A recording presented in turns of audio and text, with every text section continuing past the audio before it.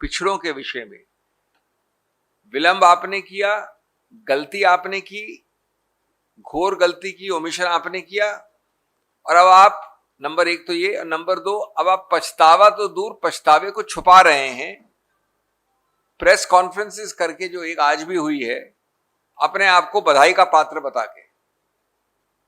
ये दो बिंदु मैं आपको सार्थक करना चाहता हूं पिछड़ों के विषय में, ओबीसी के विषय में, अदर बैकवर्ड क्लासेस के विषय में। अब मैं संक्षेप में इसका सीक्वेंस बता दूं आपको। वैसे शुरुआत के हमारे संविधान के कई प्रावधान 1950 से, अनुच्छेद 340 तब का है, अनुच्छेद 15(4) सामाजिक और शैक्षिक पिछड़ों के लिए, वो सब तबके हैं, और कुछ बाद में आए 1995 में, 2006 में, इत्यादि इत्यादि, वो तो इतिहास है। अब आज का मुद्दा क्या है? मूल मुद्दा है कि आपने बनाया एक कमीशन 338 बी में, 338 कैपिटल बी में, ये आपने बनाया, यानी बीजेपी सरकार ने बनाया, और उसके लिए आज अपने आप को बधाई दे रहे हैं। अगस्त 2018 में, उस वक्त 11 अगस्त 2018 में जब ये पारित हुआ, तो बड़ी एक रोचक कहानी है। कई लोगों ने इस संविधान संशोधन के डिबेट में, और मैं अभी आपको डिटेल से बोर नहीं करना चाहता, उनके नाम मेरे पास हैं, सबने एक मत से ये भय दिखाया, ये डर बताया, ये एप्रीहेंशन व्यक्त किया विपक्ष के लोगों ने, कि इससे आप आघात तो नहीं कर रहे हैं प्रदेश की ये अधिकार क्षेत्र का, कि वो अमुक जाति को ओबीसी प्रदेश जाति में शामिल कर सके। यानी आप प्रदेश हैं, आपने अमुक जाति एबीसी को शामिल किया स्टेट लिस्ट में, चाहे परवाह नहीं आपकी केंद्र की लिस्ट में और कोई XYZ हो, लेकिन आपका अधिकार क्षेत्र है कि एबीसी को आपने शामिल किया। तो यह प्रश्न पूछा गया, बड़ा रोचक है, बार बार हर आदमी द्वारा जिसने बोला उस डिबेट में संसद में, कि आप ये जो बना रहे हैं संवैधानिक स्तर का कमीशन, जिसके लिए आज अपने आप को पीठ में थपथपी दे रहे हैं, उसके द्वारा ऐसा नहीं हो कि सिर्फ एक केंद्र सूची हो, ऐसा नहीं हो कि हमारा अधिकार क्षेत्र जो प्रदेशों का है वो चला जाए। और अगर ऐसा हुआ तो संघीय ढांचे पे बहुत जबरदस्त आघात होगा, प्रहार होगा, खतरनाक है ये तो। और अब मजे की बात सुनिए, ये कई लोगों ने कहा, दिलीप कुमार टर्की ने कहा, रंगराजन ने कहा, प्रदीप टामटा ने कहा, कई लोगों ने कहा, मैं नाम देने की जरूरत नहीं कहता, डिबेट मेरे सामने है। अब मजे की बात यह है कि जो मंत्री महोदय थे, थावरचंद जी गहलोत उस वक्त, बल्कि भूपेंद्र यादव जी भी एक सांसद के रूप में बोले, अब तो मंत्री बन गए, उनका कि ये बिल्कुल लाजमी भय है, लेकिन आप निश्चिंत रहें, हमने तो एक संवैधानिक स्तर का एक केंद्रीय कमीशन बनाया है। हमारा बिल्कुल इरादा नहीं है कि ये अधिकार क्षेत्र के सूची में ये होंगे या नहीं होंगे, या मैं होऊंगा कि नहीं होऊंगा, ये अधिकार क्षेत्र प्रदेश से वंचित हो जाए। तो भाई इसके लिए तो एक सरल मांग हुई उसके बाद, कि आप इतना एक स्पष्ट रूप से कह क्यों नहीं देते? संविधान में 2 लाइनें ऐड कर सकते हैं कि इस संवैधानिक कमीशन को बनाने का बिल्कुल कतई ये मंतव्य या ये उद्देश्य या ये मतलब पर्पस नहीं था कि आपका अधिकार क्षेत्र ऐसे लोगों को डालने या हटाने का, वंचित हो जाए, हट जाए, मिट जाए। लेकिन वो नहीं किया आपने, वो नहीं किया, ये 2 लाइन का स्पष्टीकरण नहीं दिया। उसका परिणाम क्या हुआ? उसका परिणाम सीधा, जो कि उच्चतम न्यायालय ने अपने आरक्षण वाले निर्णय में, जिसको आप अच्छे से वाकिफ हैं, 2021 का, कहा कि ये सब चीज ठीक है, मैं रेकमेंड कर सकता हूं, सुझाव दे सकता हूं, आप सुन सकती हैं, आप लिख के दे सकती हैं, लेकिन अधिकार क्षेत्र प्रदेश का नहीं होगा। करीब बहुमत से कहा है, पांचों जजों ने नहीं कहा है, लेकिन करीब करीब इस आधार पे कहा है कि आपने ये सब स्पष्ट नहीं किया और ये संविधान के संवैधानिक ढांचे के बनाने के ढांचे में ये नहीं हुआ स्पष्ट। तो एक प्रकार से ऐसी चीज जिसका हमने भय व्यक्त किया, ऐसी चीज जिसमें आप माने, लेकिन आपने अपने जिद में, अपनी जल्दबाजी में, अपने विवेक के अभाव में कि अधिकार क्षेत्र प्रदेश का नहीं हो सकता, करीब करीब ये कह दिया है कि एक ही सूची का अधिकार क्षेत्र है और वो है केंद्र सूची। तो मैंने कहा ना आपको कि अब पछतावा हो तो क्या जब चिड़िया चुग गई खेत। अब आप ये घड़ियाली आंसू दिखा रहे हैं और कह रहे हैं कि हम मिलजुल कर विपक्ष के साथ ये वापस पारित करेंगे। वो तो करेंगे, वो तो हम चाहते हैं पहले से, अब चाहेंगे वापस। लेकिन जो आपने कर दिया, जिस आधार पे चिड़िया चुग गई खेत, उसका क्या उत्तर है?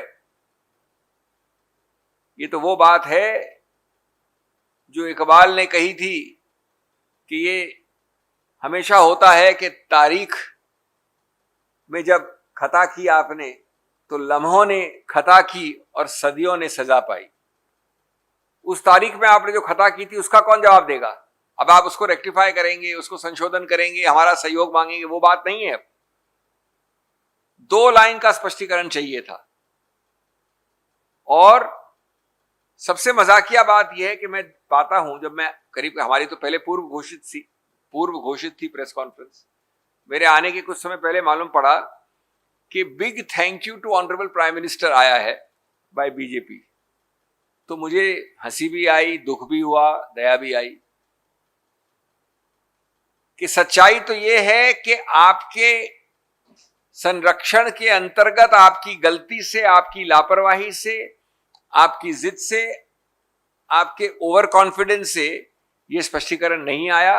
वो संशोधन के आधार पे आज निर्णय आ गया है कई महीनों पहले, जिसको भुगत रहे हैं हम। और आप बधाई दे रहे हैं प्रधानमंत्री को, और बधाई किस बात की दे रहे हैं? अरे प्रधानमंत्री साहब, आपने वो कमीशन बनाया। अरे हमने सहयोग दिया, कमीशन बनवाया, और उस कमीशन के बनवाने के आधार पे जो आपने कानून पारित किया जिसमें ये स्पष्टीकरण नहीं दिया, उसके आधार पर आज हर प्रदेश सरकार, आपके बीजेपी के प्रदेश सरकार भी खड़े हुए हैं, चिल्ला रहे हैं, कह रहे हमारे अधिकार क्षेत्र का क्या हुआ। आज आपके पास प्रदेश स्तर पे वंचित हैं आप इस अधिकार क्षेत्र से कि आप बाध्य रूप से ए बी को इंक्लूड करें या XYZ को वंचित हटाएं लिस्ट से। ये गलती है आपकी, इसके लिए बधाई दे रहे हैं आप। जरा सी देर अभी हमने आईना दिखाया है और जरा सी बात पे आप इतना खफा हो रहे हैं, और आप जानते हुए कि बधाई किसी के लिए दे रहे हैं कि आपने कमीशन बनाया 2018 को। कमीशन बनाने की बात नहीं है। आज आपने पूरे देश को, जहां तक प्रादेशिक स्तर है, वहां वंचित कर दिया एक बहुत महत्वपूर्ण संघीय ढांचे के अभिन्न अंग वाले अधिकार क्षेत्र को। तो इसलिए आप दोषी हैं, आप बधाई के पात्र बिल्कुल नहीं हैं। आप देश को बरगला रहे हैं, आप जनता जनार्दन को मूर्ख बना रहे हैं, और हर चीज को एक स्पिन करके, एक घुमा के एक दूसरी चीज दर्शाना, इसमें आप माहिर हैं। और इसकी मैं भर्त्सना करता हूं, और इसलिए हम आपको मीडिया के जरिए देश के सामने एक्सपोज कर रहे हैं। गलती आप करो, मैस आप बनाओ, और उसके बाद उसको घुमाकर प्रस्तुत करो कि इस प्रधानमंत्री ने, इस सरकार ने पिछड़ों के लिए इतना काम किया है। Friends, this is a rather funny story if it did not have tragic consequences. It would be comic if it was not tragic. It is a case of trying to shut the stable doors long after horses and every other occupant of that stable door has bolted. What is worse, it is trying to give a terrific spin to fool the people of India by congratulating the BJP and the BJP-led government and the Prime Minister of this country for passing constitutional amendment to create a commission, constitutional level commission for backward classes. Therein lies a concealment and a story which I want to tell you very briefly. What has really happened and how the spin is being given. As you know, this government in 2018, 11th August 2018 to be precise, passed a constitutional amendment with the full support of the opposition. That constitutional amendment gave and created a constitutional level OBC commission at the national level. No problem. But in the debate, something very interesting happened.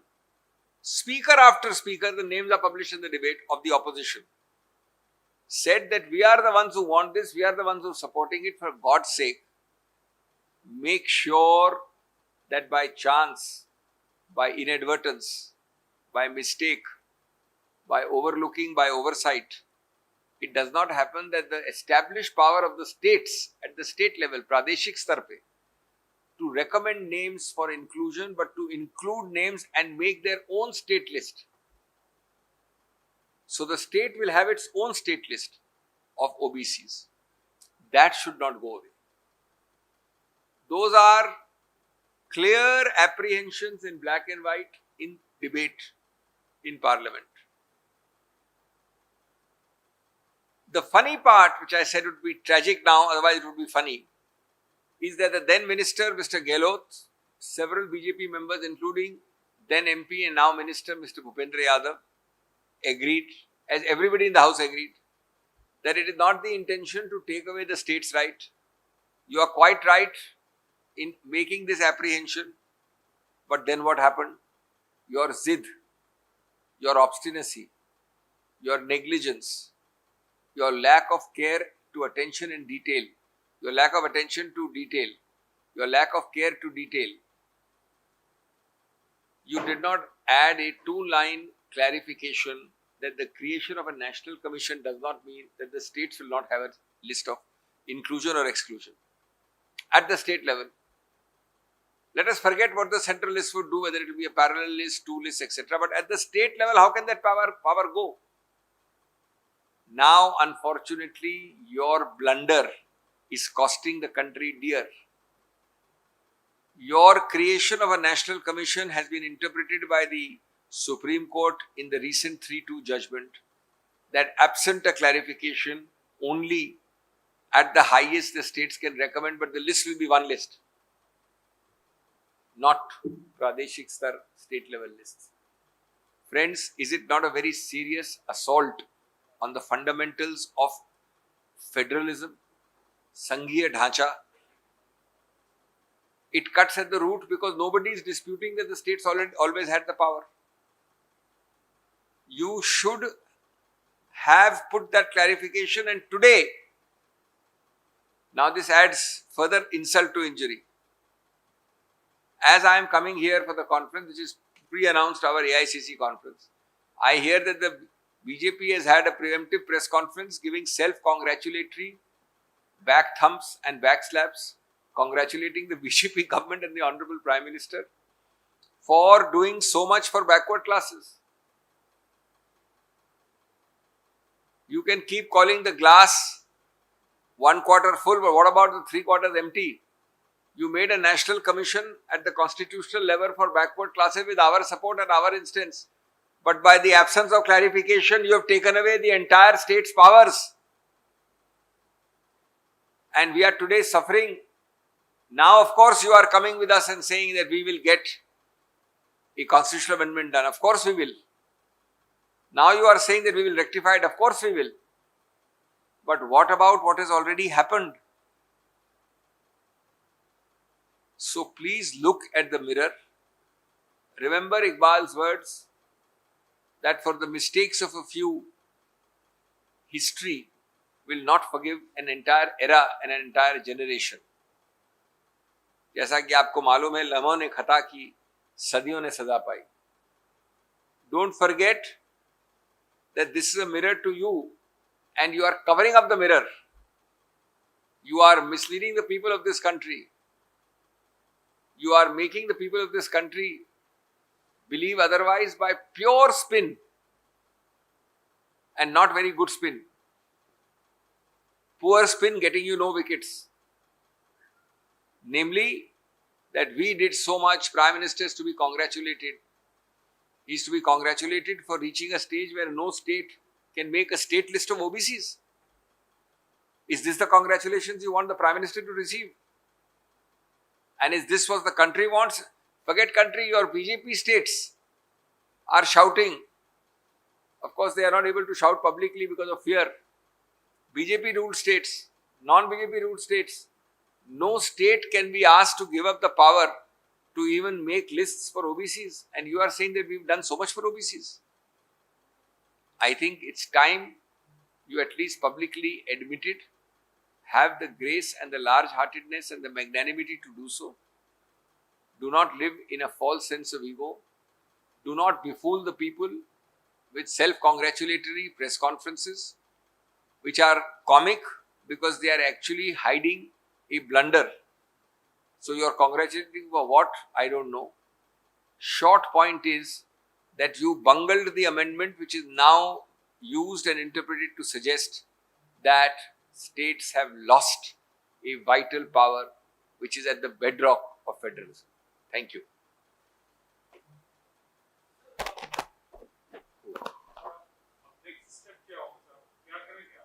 नहीं, देखिए मैंने जैसा कहा ना कि अब अगला step होगा कि जो आपने घोर घमासान जो बंगल किया, जो गलती की, उसको सुधारेंगे,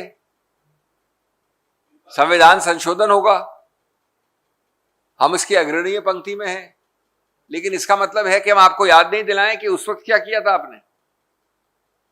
You see, rectification is a different process. The country demands it. We will do it. We were the front line at that time which led to the amendment, and we are the front line today. But it should not be an excuse to pull the wool over the eyes of the people without reminding them and exposing them in front of you for what you did 3 years ago.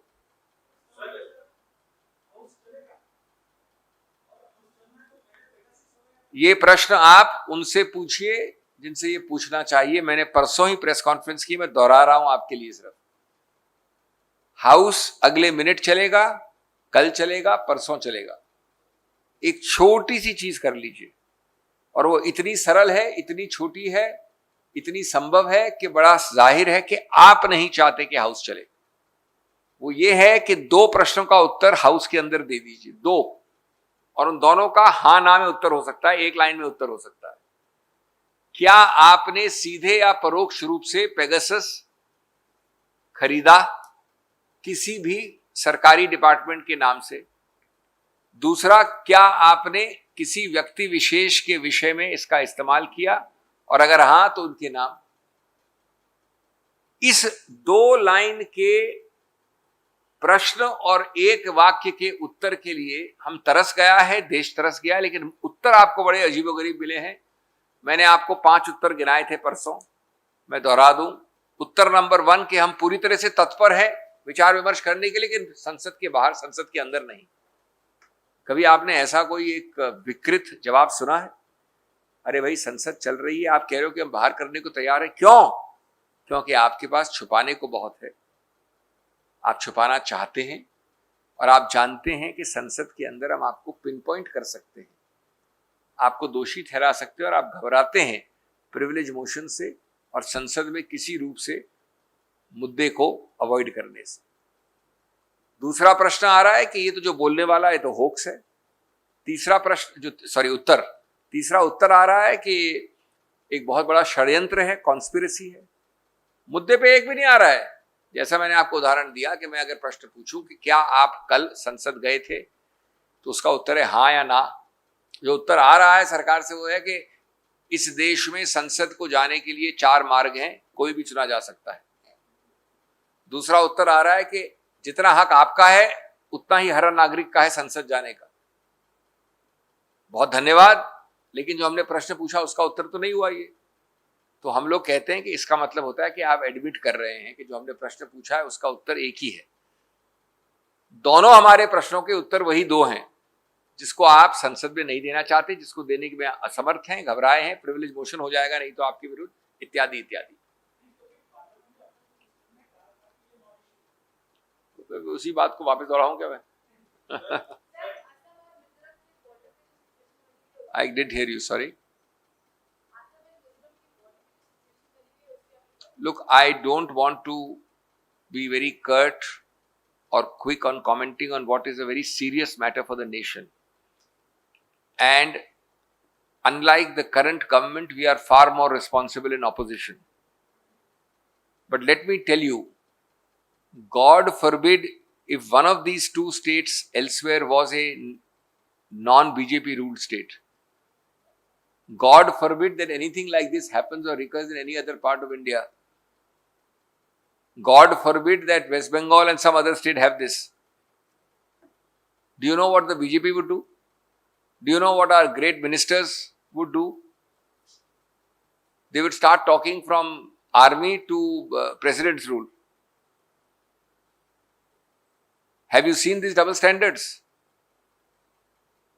We want peace and quiet. We are a responsible party, which is why I said at the beginning that we are restraining ourselves. But it is unthinkable that two states in India are, if I may use the word with great respect, and I don't want to use the word, virtually at war with each other. Lives are being lost, and homilies and preaching is happening just because there are, at least one of them is a full BJP government. So I think these are hypocritical double standards which need to be exposed. And it also reflects the complete failure of the central government. This is not a new issue, but it has never had a conflagration like this. Other governments have also handled the issue. We also had to handle it, but not a conflagration like this where after the event you say, now we will put him on the border and I will put him on the border and I will do this and that. How could it reach a stage where people are shooting guns and bullets?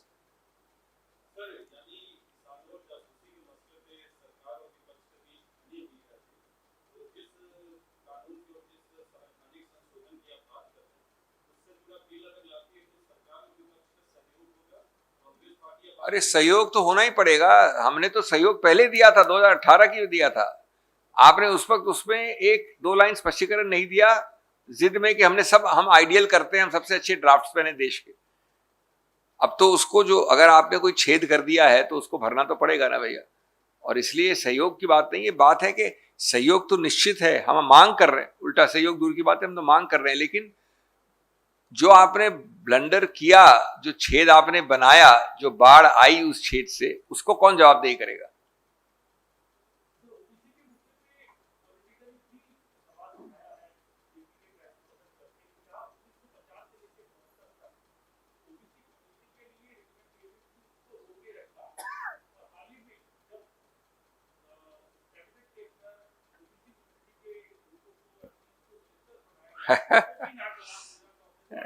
मैंने कहा ना कि हर चीज का एक मजाकिया भी पहलू होता है और दुखद भी होता है। नए नए आए अभी, जैसा मैंने कहा कि देश, प्रधानमंत्री, सुधार, प्रगति सब कुछ 2014 के बाद ही शुरू हुआ है। गनीमत है कि उसके पहले देश भी था। क्लॉक की रीसेटिंग और जीरो टाइम किया जाता है 2014 मई से। तो सिर्फ आपकी क्लॉक रीसेट के बाद सच्चाई बदल जाती है क्या? इस देश में सबसे ज्यादा काम 2014 के पहले ओबीसी के विषय में हुआ है, और जो आपने काम किया 338 बी, वो मैंने अभी प्रेस कॉन्फ्रेंस में सिद्ध किया है। उसके आधार पर, उसके स्पष्टीकरण के अभाव पे उच्चतम न्यायालय ने प्रदेशों का वो हक ले लिया। तो आपने क्या किया है ओबीसी के लिए? क्या इस कैबिनेट रिशफल के पहले ओबीसी कैबिनेट में नहीं थे, या ओबीसी रिकॉग्नाइज नहीं थे? इस कैबिनेट रिशफल के पहले सिर्फ फर्क ये था कि ऐसा निर्णय नहीं आता था आपके बंगल की वजह से, और सिर्फ फर्क ये था कि प्रदेश अपनी लिस्ट और सूची बनाते थे। प्रदेशों का यह अधिकार क्षेत्र वंचित आपके राज में हुआ है, आपके द्वारा हुआ है, आपके कारण हुआ है। तो आप इतिहास को रिवाइंड करना चाहते हैं बाय वे ऑफ इरेजिंग। विलुप्त करके, इरेज करके, ये संभव नहीं है।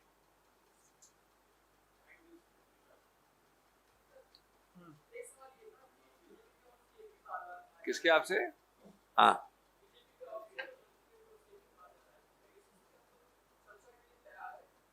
संसद के बाहर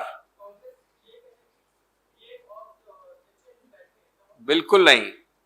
पहली बात तो यह है कि ये भी नहीं कहा जा रहा है कि चर्चा के लिए हम तैयार हैं। बड़ा आप साफ रहिए, स्पष्ट रहिए, आप बता दीजिए आज किसी एक बीजेपी के वरिष्ठ नेता से कहलवा दीजिए, उसकी जॉब चली जाएगी। मैं लिख के दे रहा हूं आपको। नंबर 2, अरे भैया मैं आपको चुनौती दे रहा हूं ना, मैं आपको मीडिया में दे रहा हूं कि आप किसी से कोट करवा दीजिए कि हम तैयार हैं। नंबर 2, ऐसे डिबेट में आप भाग न ले, लेकिन क्या गृह मंत्री बैठेंगे नहीं? आप ये बताइए इसका औचित्य। आप राजनीति भूल जाइए, पत्रकारिता भूल जाइए, आप कॉमन सेंस पे बोलिए। ये स्नूपिंग जिसको कहते हैं, ये किस मंत्रालय में आती है? इसका परिणाम, इसका प्रभाव कहां होता है? तो आप में इतना अहंकार है कि हाँ हम तैयार हैं लेकिन हम बैठेंगे नहीं। यही हुई ना बात कि हम तैयार हैं डिबेट के लिए, विचार लेकिन हम बैठेंगे नहीं। हमने ये कभी नहीं कहा कि बैठेंगे भी आप, जवाब भी आप देंगे, इस समय होगा डिबेट। हम तो इतने दिनों से इतना मांग रहे हैं, और मैं दोहरा रहा हूं, आपने ये कभी नहीं कहा है कि हम ठीक है सोमवार को 11 बजे डिबेट शुरू कर रहे हैं। ये 2 लाइन इनफ है। उसके बाद अति आवश्यक है, ऑटोमेटिक है कि गृह मंत्री को तो आना ही पड़ेगा। उसके बिना डिस्कशन कैसे हो सकता है? Hamlet without the Prince of Denmark तो नहीं हो सकता, तो प्रिंस ऑफ डेनमार्क को तो आना पड़ेगा ना।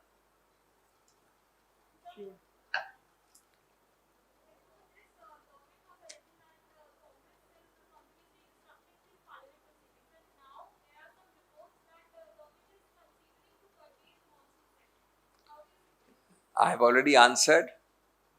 As far as my straight charge is that you, the government, have stopped the session, and you, the government, are now possibly thinking of curtailing a stopped session. So you can draw your own conclusion. Why are you asking me?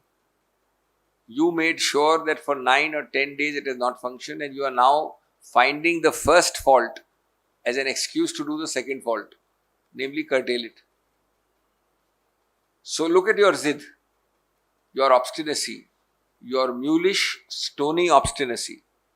You will not agree to a discussion on the most important issue, Pegasus. You will say that I will discuss it outside Parliament. You will not agree that the Home Minister will even sit in the discussion, but there is no question of sitting because you are not agreeing to a discussion at all. And you will constantly keep on not answering these 2 core questions. Did you directly or indirectly in any form and manner through a government agency acquire Pegasus? The answer has to be yes or no. You are welcome to say no. Why don't you say it? Everything else you are saying but not saying yes or no. Second question, if you did acquire it, did you use it against persons, and if so, their names? No answer.